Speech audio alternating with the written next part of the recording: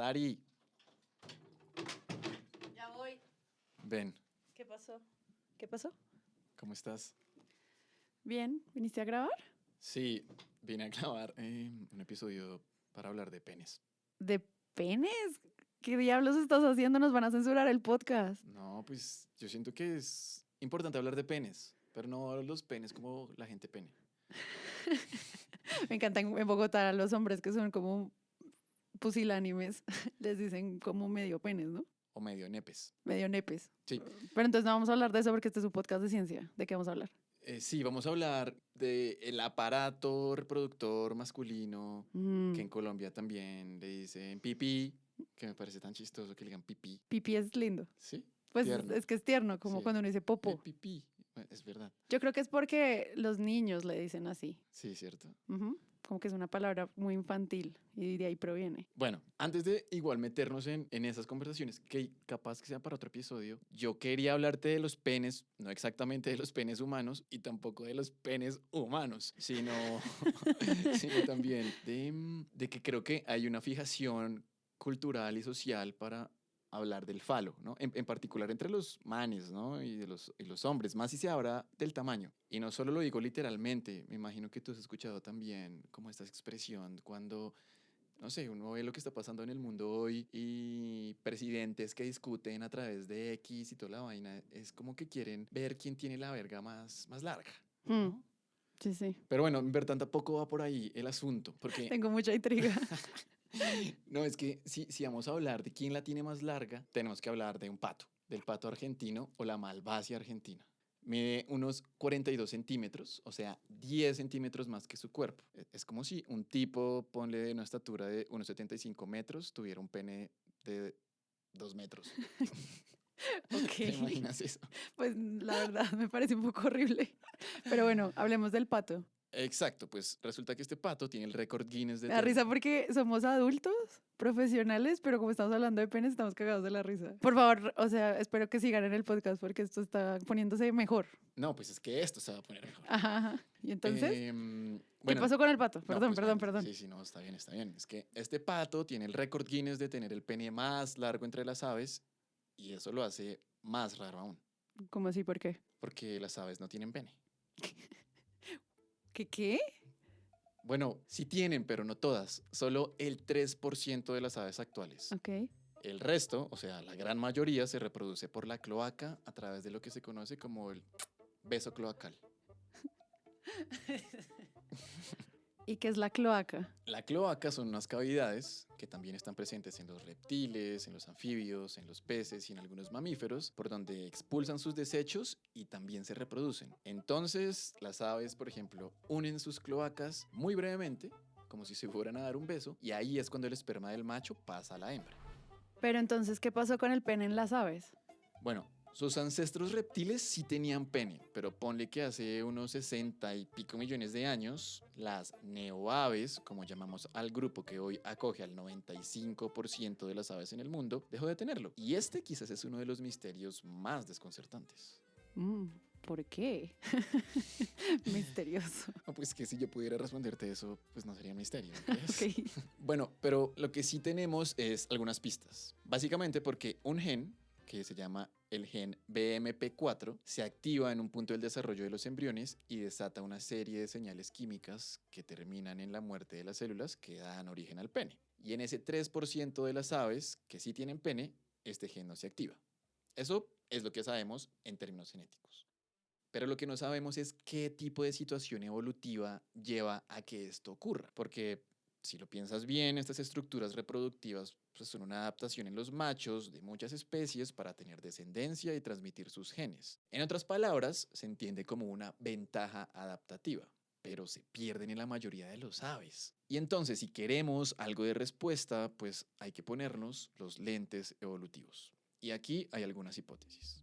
La primera es que sin un pene, pues se reduciría el riesgo de enfermedades de transmisión sexual.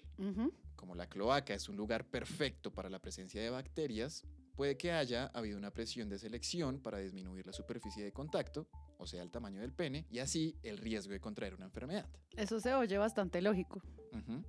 La segunda es una hipótesis relacionada con la aerodinámica. Cuando las aves empiezan a volar, puede que reducir el tamaño del pene les permitiera volar mejor. Bueno, eso también suena razonable. Pero, en biología siempre hay peros, pues hay especies como los patos casualmente que vuelan enormes distancias y sí tienen penes y además muy grandes. Es como un pene volador. Entonces esta es la menos plausible. O sea, además de estas dos, ¿hay otras hipótesis? Sí, hay una muy interesante. Pareciera que los machos con penes más pequeños empezaron a tener mayor éxito reproductivo con las hembras y poco a poco eso fue generando una presión de selección sobre el tamaño del pene hasta que se perdió. Sí, y esto sería un ejemplo evolutivo de selección sexual. Es decir, ciertas características se van conservando entre las generaciones porque confieren más capacidad de conseguir pareja y reproducirse. Ah, y por eso el caso de los patos es tan llamativo. Exacto, no solo porque tienen un pene, que ya es excepcional, sino porque además es muy grande y tiene una forma rarísima. ¿Cómo es?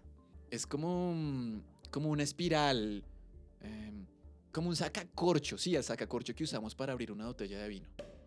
Entonces imagínate esta escena. Normalmente el pene espiralado del pato, con sus giros orientados en sentido contrario a las manecillas del reloj, está enrollado en su cloaca. Estos animales, que son tremendamente competitivos y agresivos porque fuerzan a las hembras a copular, apenas tienen la oportunidad, ese sacacorcho del pato se endurece, que es lo que se conoce como eversión, y entra a la cloaca de la hembra para liberar el esperma. Y todo esto ocurre en una fracción de segundos. Es como si fuera un disparo. O sea, un pene balístico.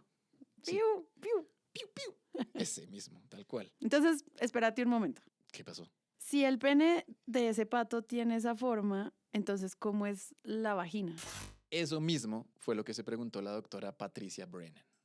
Yo vi ese pene en ese macho y yo dije, ¿qué es esta vaina tan rara? Vive en Estados Unidos. Yo soy profesora asociada de biología en Mount Holyoke College, que es una universidad pequeña en Massachusetts. Es una bióloga colombiana que se ha dedicado en los últimos 20 años de su carrera a entender cómo ha evolucionado la forma de los genitales de los vertebrados. Cualquier animal que tenga huesos, lo miramos. Oh, wow. Muy cool. Entonces, la doctora Brennan ve estos penes rarísimos y se pregunta: ¿Y este pene dónde va? ¿Dónde va? ¿No? Porque obviamente tú no puedes tener un pene enorme y tan modificado como el que hay en un pato sin tener algo que va a pasar en la hembra, porque el pene sabemos que mecánicamente tiene que ir en alguna parte y va en la vagina. Sí, de acuerdo, de acuerdo. Y esa pregunta fue la pregunta que nadie se había hecho y es tan sorprendente porque los patos están en todas partes, o sea, nosotros comemos pato, los tenemos en el jardín, los tenemos como mascotas. Entonces, me llamaste porque vas a contar esta historia de los penes, pero realmente no es una historia sobre penes, sino sobre vaginas perdidas, ¿sí? Y no porque hayan sido difíciles de encontrar, sino porque nadie las había buscado. Si tú no lo estás buscando, no lo encuentras. Bueno, me encanta que hayas hablado entonces con la doctora Patricia Brennan y no simplemente conmigo, porque acá estamos siendo unos inmaduros. Ustedes hablaron de patos, pero también de sexualidad y de la importancia de hacer las preguntas correctas y sobre todo como una visión reduccionista del mundo nos puede quitar la posibilidad de entender esta maravillosa complejidad que es la vida en nuestro planeta. Entonces, bueno, te dejo con Patricia, ¿te parece? Me parece. Y yo soy Sara Trejos y esto es Shots de Ciencia. Efraín Rincón les cuenta más.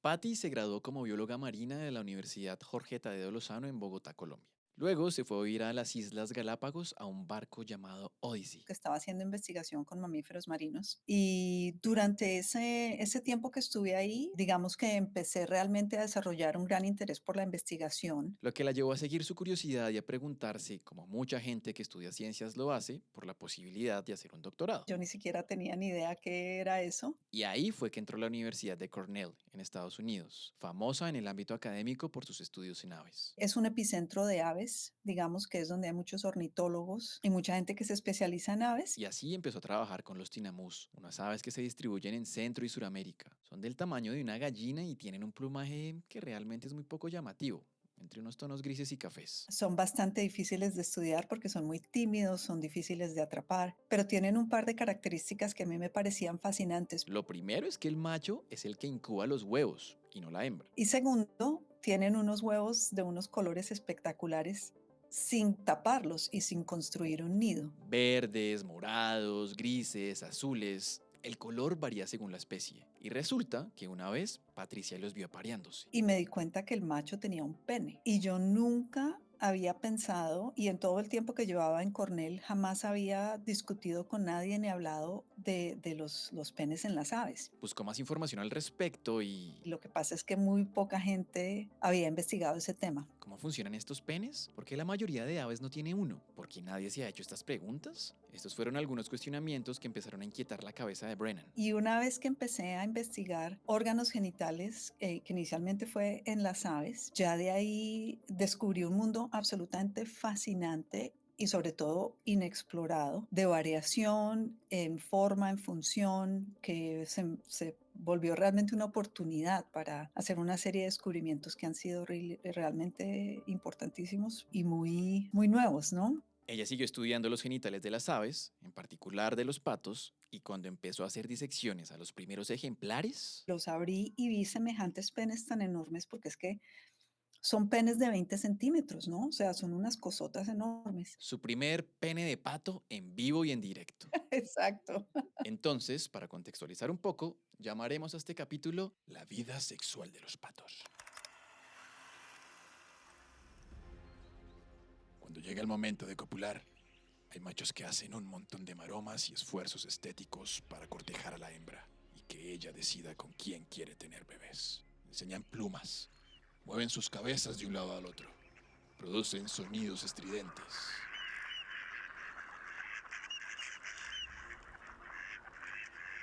Digamos que son románticos. Pero los machos que quedan solos, incluso machos que deciden tener relaciones extramatrimoniales, lo hacen de manera violenta, a través de la copulación forzada. En estos casos, estos patos se agrupan y van tras las hembras para obligarlas a tener sexo. Lo que ha llevado a sugerir que en esa competencia el tamaño del pene tiende a ser mayor porque así se aumentan las posibilidades de inseminación. Pero había algo que no encajaba del todo para Brennan. En particular, esa pregunta que hizo Sara al principio y que pareciera que nadie se la hubiera hecho. Hasta entonces. Oiga, ¿y este pene tan enorme y tan raro, dónde va? Y entonces Brennan decide regresar a la misma granja donde ya había conseguido sus 2 ejemplares macho de pato y le dice al granjero, oiga, deme 2 patas.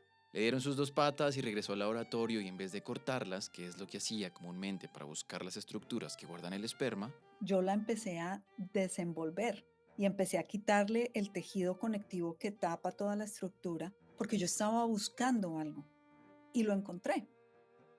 Lo que descubrí fue que las vaginas son loquísimas y tienen una cantidad de estructuras que son virtualmente un laberinto que hacen que la versión del pene sea muy difícil. una vagina larga y muy elaborada con forma de espiral y dobleces que no llevaban a ningún camino. De ahí lo del laberinto. Además, está contorsionada en la dirección de las manecillas del reloj, es decir, en la dirección opuesta a la de los penes. Esto dificulta, como dice Brennan, su eversión, que no es otra cosa que el rápido desenvolvimiento. Fue decir, no solamente, wow, miren estas vaginas. Brennan también pensó en que las hembras, incluso cuando eran obligadas a tener sexo, podían evitar que las fecundaran y adaptaron una forma de seguir garantizando su autonomía en la reproducción. Las hembras, como generalmente se ha interpretado, no son sujetos pasivos en la cópula. Las formas tan dementes de los genitales de estas aves son producto de una carrera evolutiva entre machos y hembras. Es decir, ante la presión evolutiva que ejercían estas copulaciones forzadas de los machos, se seleccionaron hembras con vaginas con estas formas, pues ofrecían cierta ventaja para impedir ser fertilizadas por cualquiera. Es lo que Brennan llama como coevolución antagonista. Así, esta investigadora realizó más observaciones para poner a prueba su teoría. Se dio cuenta de que, por ejemplo, cuando los niveles de copulación forzada son altos y los penes son largos, como en el pato de collar, la vagina de las hembras tiene estas formas complejas, mientras que cuando la recurrencia de este tipo de copulación es baja o casi que ausente y el tamaño del pene es menor, como ocurre en los gansos africanos, la vagina es más simple, como un tubo recto. Un hallazgo que le permitió a la doctora Brennan reescribir una historia que había sido contada a medias. Por mucho tiempo se pensó que las hembras eran sometidas y perdían total autonomía para escoger a su pareja, pero no, en cierta medida su autonomía les permitía mantener el control sobre la inseminación. Además, según las observaciones de Brennan, un muy bajo porcentaje del total de las copulaciones forzadas, por ahí de un 3%, eran exitosas, sugiriendo que esta ha sido una adaptación muy exitosa para las hembras. Y eso pues de por sí es un descubrimiento súper interesante, pero es también el decir, wow, y nadie se había hecho esta pregunta, ¿por qué? ¿Por qué no se había hablado de las vaginas tanto como los penes en los patos? Porque todas las personas que estaban estudiando este fenómeno, la mayoría de las personas eran hombres que no tenían esa perspectiva. Y eso no quiere decir que los hombres no sean buenos científicos. Obviamente que no, hay unos científicos increíbles, pero lo que quiere decir es que nadie puede hacerse todas las preguntas, ¿no? Cada quien hace preguntas desde su curiosidad, desde sus experiencias y su punto de vista. No fue algo que hubiera salido como importante en el grupo de personas que habían estado estudiando estos patos por tantos años. Y el hecho de que yo me hiciera esa pregunta siendo una novicia total en el tema, pues como que ilustra de una manera muy clara por qué es importante tener esa diversidad ahí. Después de la pausa viene otra parte de la conversación con Patricia Brennan. En ella intentamos dilucidar la complejidad que trae hablar de sexo y de reconocer que la vida funciona más allá de ceros y unos o de un plano binario.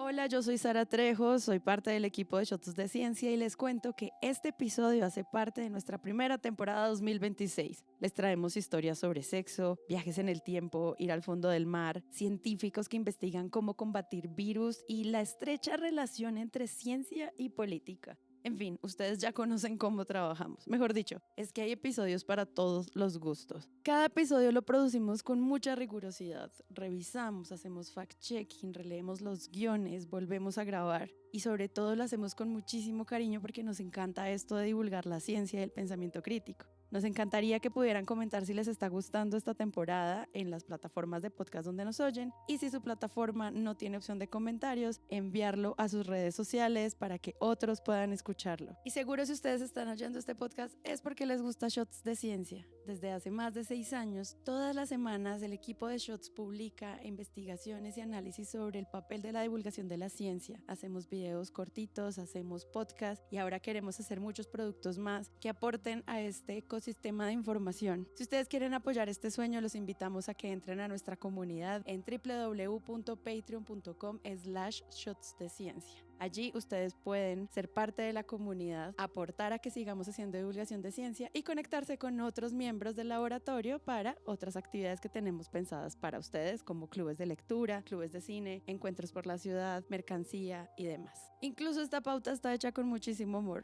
Muchísimas gracias por escucharnos y que continúe el episodio.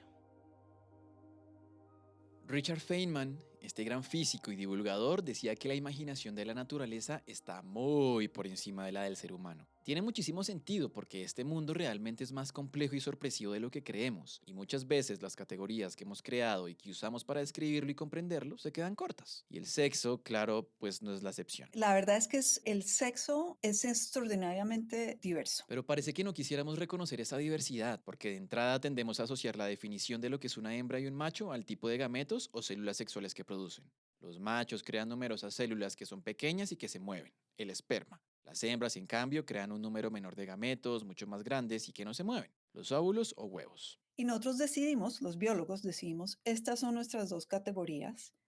Y los que hacen estos gametos, vamos a decir, esos son machos, y los que hacen estos gametos, vamos a decir, estos son las hembras. Pero eso no es lo único, porque la diferenciación sexual va más allá de los gametos. También hay otras características involucradas en este proceso como las gónadas, las hormonas y hasta los cromosomas.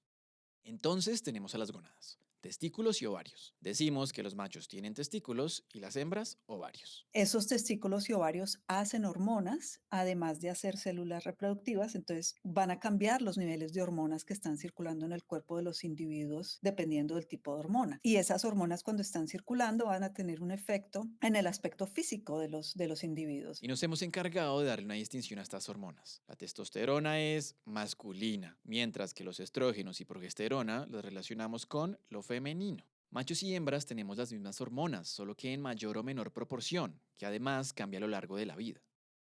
Las mujeres tenemos mucha más testosterona que estrógeno en nuestros cuerpos, ¿sí? Entonces decir, por ejemplo, que la testosterona es una hormona masculinizante realmente es una simplificación absolutamente extrema, porque yo tengo más testosterona que estrógeno, ¿y entonces qué? Y la testosterona la necesito porque la necesito para construir músculo, para poder mantener mi cerebro funcionando a nivel cognitivo, tiene una cantidad de funciones impresionantes y el estrógeno igual, todos los hombres tienen estrógeno y sin estrógeno tu sistema cardiovascular no funciona. Esta diferencia tendría implicaciones en el aspecto físico y el desarrollo de genitales que también normalmente se ve de manera binaria. Pene es macho, no pene, hembra. Entonces, estas hormonas son hormonas humanas, son hormonas animales, todo el mundo las tiene y simplemente tienen un rango de variación que obviamente resulta en cada individuo respondiendo de una manera diferente dependiendo de las hormonas específicas que tiene y de los receptores de las hormonas que tiene. Por ejemplo, hay una condición que se llama hiperandrogenismo, que como su nombre lo indica, se refiere a niveles altos de andrógenos, hormonas masculinas, como la testosterona. Puede estar presente en ambos sexos, pero es más común en mujeres. Entre el 5 y el 10% de mujeres en edad reproductiva tienen este cuadro hormonal. Es decir, hay mujeres que tienen más testosterona que hombres. Pero bueno, vamos a otro nivel, los genes. Por ejemplo, en los mamíferos es un gene que se llama el switch, pues el que controla la apariencia del macho, que es el SRY. Y este gen está normalmente en el cromosoma Y, que es el cromosoma sexual. Decimos que las hembras tienen dos cromosomas X y los machos uno X y uno Y. Sin embargo, estamos encontrando cada vez más evidencia que pone a tambalear este orden, así que veamos esto por partes. La diferenciación del sexo en los animales es mucho más compleja que un par de cromosomas. De hecho, como dice Brennan, no todos usan el mismo sistema de XX y XY que tenemos los mamíferos. Por ejemplo, las aves tienen cromosomas ZZ y ZW y son los machos los que tienen el cromosoma repetido. O incluso hay animales como los cocodrilos o las tortugas en los que el sexo se define por la temperatura durante la etapa embrionaria. Por eso decir que los cromosomas son los que determinan el sexo se queda corto, más bien son los genes y la forma en que ellos se expresan los encargados de esta diferenciación sexual.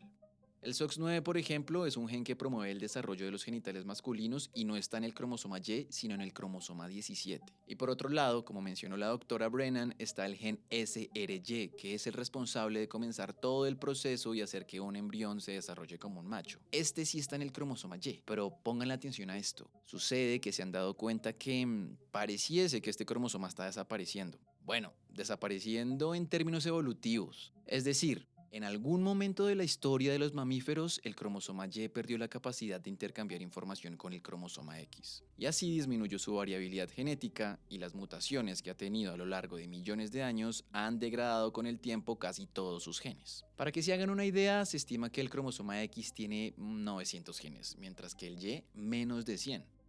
Quiere decir que si estos genes se siguen perdiendo, el cromosoma Y podría desaparecer de la especie humana en unos cuantos millones de años, si es que antes no desaparecemos nosotros. ¿Significa que los machos van a dejar de existir? No, tampoco. Hay algunas especies de mamíferos que han perdido su cromosoma Y siguen existiendo machos y hembras. Por ejemplo, hay un ratoncillo particular que se llama Tokudaya osimensis, y este señor tenía el cromosoma Y hace unos 2 millones de años, pero hoy ya no está. Han encontrado que el interruptor genético que comenzaba el desarrollo del macho en el cromosoma Y simplemente se trasladó al cromosoma 3. ¿Y hacia dónde va todo esto? Pues somos humanos y siento que nosotros estamos acostumbrados a querer llegar a un punto A o a un punto B, a que esto se trate de blancos o negros. Pero ¿realmente es así de fácil? Tú terminas más o menos cerca al punto A y de pronto más o menos cerca al punto B, pero también puedes terminar en cualquier otro lugar. En ocasiones ni cerca al punto A ni cerca al punto B. Pero ya realmente no podemos hacer eso porque una vez que ya existe tanta evidencia para demostrar cómo esto lleva a una variación muy grande, de que ya no es solamente el promedio, sino que tienes que mirar qué tanto varía esa información dentro de una población. Hay que volverlo parte de la teoría. Entonces, ya no podemos simplemente decir, ah, no, pero eso es raro. Y aprovecho este último comentario de Patricia Brennan para no dejar pasar la discusión. Actualmente hay un debate sobre quién puede y quién no puede competir en los Juegos Olímpicos. Bueno, no solo en este presente, de hecho esto ha sido una manzana de la discordia desde hace décadas. Esto va desde certificados de feminidad exigidos a mujeres a mediados del siglo pasado, pasando por pruebas físicas y genéticas, hasta exámenes hormonales para determinar qué tan mujer es un atleta para competir. Esto no solo demuestra lo injusto y humillante que puede llegar a ser querer competir en deportes de alto rendimiento, también que incluso si la biología ya es tremendamente difícil de encasillar categóricamente, hay una pretensión de que cumpla con los imaginarios sociales. Porque hay muchas mujeres que compiten, por ejemplo, en los olímpicos, que las han descalificado porque tienen niveles de testosterona supremamente altos, mucho más altos que los de los hombres, pero esos son sus niveles naturales. Entonces, ¿tú por qué vas a decirle a una persona que es una mujer, usted no puede competir acá? Si estuvieran usándolo como un doping o algo así, yo diría, claro, se justifica, pero si son sus niveles naturales, ¿por qué le vas a decir tú a alguien, usted no puede competir? O sea, hay personas, por ejemplo, que compiten y que tienen niveles sobrenaturales de saturación y que pueden mantener una saturación de oxígeno impresionante y nosotros no les decimos que no pueden competir. Son ventajas naturales que tienen algunas personas, bueno, pues de buenas para ellos. Desde que no estén haciendo trampa y simplemente sean personas que se han entrenado toda la vida en su deporte, ¿por qué no las vamos a dejar competir en la categoría en la que siempre han competido y siempre se han entrenado? Pero la razón es porque es una razón social, porque nosotros esperamos que las mujeres sean femeninas y que no sean tan musculosas. Entonces, si tú ves una de estas chicas que salen ahí, tienen unos músculos espectaculares y son fenomenales atletas, no, esta no puede ser mujer porque está como muy así, ¿no? Como muy fortachona. Esos son decisiones sociales, esos no son decisiones biológicas. There are only two genders, male and female. Amigos, amigas y amigues, ¿saben qué me puso a pensar esta conversación con la doctora Brennan? Pues que vale la pena ser conscientes de que la ciencia y la investigación dependen un montón de su contexto, que el conocimiento, las hipótesis y las teorías también responden a que quien las hace, pues es humano. Quienes hacemos la ciencia somos humanos. Por eso, y como un proceso crítico y sano, tiene sentido volver de vez en cuando a revisar definiciones a la luz de la información que se está encontrando todos los días. Y parte de ese proceso de reevaluar el conocimiento necesita de una diversidad de ojos para evitar en la medida de lo posible los sesgos, porque grupos y equipos de investigación que contemplan distintas miradas se enriquecen de visiones y son más imaginativas, como lo que nos recuerda Feynman. Y hay estudios, miles de estudios que han demostrado que equipos de trabajo y equipos de investigación que son diversos funcionan muchísimo mejor y encuentran respuestas muchísimo más amplias, más aplicables que grupos donde solo tienes un tipo de perspectiva. Es muy obvio, digamos que es una conclusión un poco obvia, pero tenemos datos que demuestran que así es. Durante la entrevista le leí a Patricia este texto que ella escribió hace algunos años. Abro comillas. Si buscamos pruebas de la dualidad masculina y femenina, las encontraremos y explicaremos las excepciones como anécdotas y casos excepcionales. Si tratamos de describir toda la variación existente, sin duda también la encontraremos y tendremos dificultades, como yo, para clasificarla y describirla, pero al menos nos acercaremos más a la verdad. Cierro comillas. Nos acostumbramos tanto a que necesitamos respuestas discretas que olvidamos que la naturaleza es continua. Entonces, por un lado, la diversidad nos permite navegar ese espectro. Esa es la importancia de tener esa variación de ideas y de perspectivas, nuevamente porque nos da una respuesta más rica y más profunda de los fenómenos biológicos. Y, por el otro, a navegar la incertidumbre, porque la ciencia hace eso. Su objetivo, de hecho, no es encontrar la verdad, sino tener el mayor grado de certeza posible. La gente no entiende, la mayoría de las personas no entienden que la ciencia nos da una aproximación a la verdad y cada vez nos aproximamos más y más, ¿no? Cuando entramos más a profundidad, pero realmente nunca existe certeza porque todo se basa en un sistema de hipótesis, ¿sí? Entonces muchas veces la gente no confía en la ciencia porque ellos dicen, pero es que los científicos hoy dicen una cosa y mañana dicen otra y luego dicen otra diferente. Pues claro, pero porque eso es la ciencia, porque si tú estás aprendiendo, entonces tú dices, no, lo que estábamos pensando ayer no era toda la información, ahora hemos aprendido más y ahora pensamos que esta es la realidad. Y después otra vez sigues y otra vez tienes que revisar. Y esa habilidad de revisar y de reconsiderar la evidencia es lo que hace que la ciencia sea el sistema de conocimiento más poderoso que existe. No el único, pero sí el más poderoso porque se puede examinar. Tú puedes evaluarlo y tú puedes ver qué tan cerca estás de realmente entender un fenómeno, pero todo se basa en la reevaluación. Si tú como científico no estás dispuesto a reevaluar, ya no es ciencia, se vuelve dogma. Hay una frase retadora que la gente dice por ahí: no busque lo que no se le ha perdido. Ay, pero ¿saben qué? Sí, búsquenlo. Búsquenlo porque quizás encuentren una respuesta o explicación extraordinarias que simplemente puede estar a la distancia de 2 patas. Yo estaba buscando una adaptación en la vagina de las patas a ese pene extraordinario de los machos, porque me parecía obvio que debía estar ahí. Entonces lo que yo hice fue que cuando hice la disección de la pata, porque me devolví a la granja donde había conseguido los machos, me devolví a la granja y le dije al granjero, ¿sabe qué? Ahora deme 2 patas, por favor.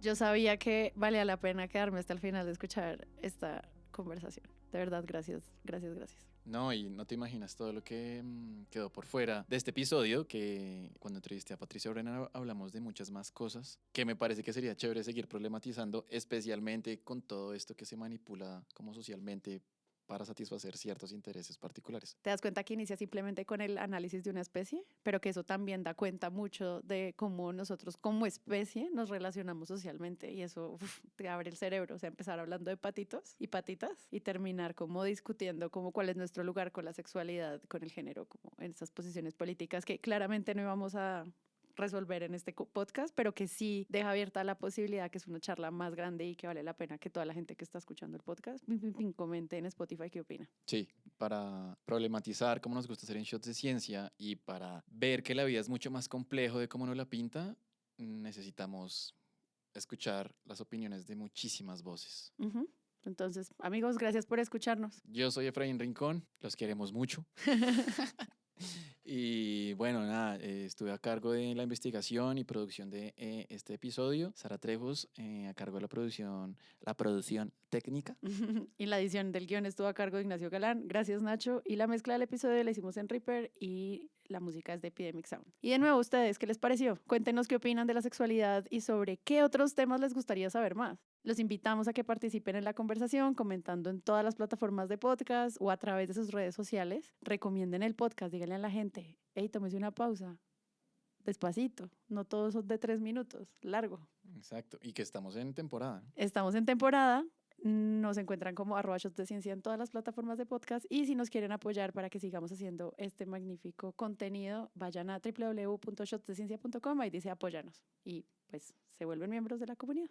Y si tienen ideas y tienen interés de comunicar sus investigaciones en organizaciones, grandes proyectos, pequeños proyectos, pues échenle un ojo a nuestra página de internet y ahí encuentran el portafolio de servicios de Shots de Ciencia.